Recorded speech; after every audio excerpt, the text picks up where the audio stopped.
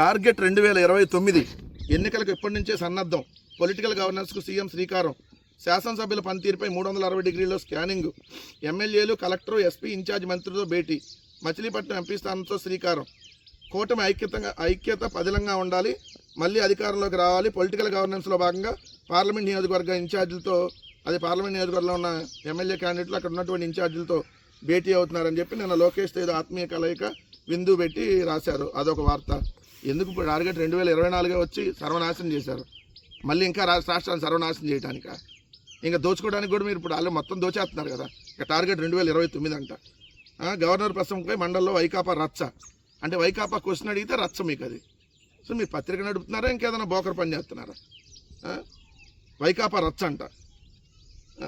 కూటమి ప్రభుత్వంలో 20 మంది సలహాదారుల నియామకం, 12 మంది కన్సల్టెంట్లు నియమించినట్టు వాళ్ళకి శాలరీలో అన్నీ రాసుకొని వచ్చారు. కారులో వచ్చి స్పీకర్ అయ్యానికి వీడుకోలు పలికిన మంత్రి లోకేష్. ఇదేం పెద్ద వార్త.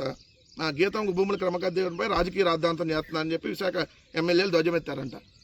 తెలుగుదేశం ఎమ్మెల్యేలు, కూటమి ఎమ్మెల్యేలు 5,000 కోట్ల రూపాయల భూమిని అప్పరంగా దారాదత్తం చేస్తుంటే మీకు అది రాజకీయ రాద్ధాంతంలా కనపడుతుందా? అంటే దోపిడీకి ఎంత దోపిడీ చేస్తున్నారు మీరు అనేది క్వశ్చన్ చేస్తే దాన్ని రాజకీయ రాద్ధాంతం అంటారా? ఒక్క పింఛన్ ఒక్కటైనా ఇచ్చారా? బొత్స గారు అడిగితే ఒక్కరిని తొలగించలేదని కొండపల్లి చెప్పాడంట.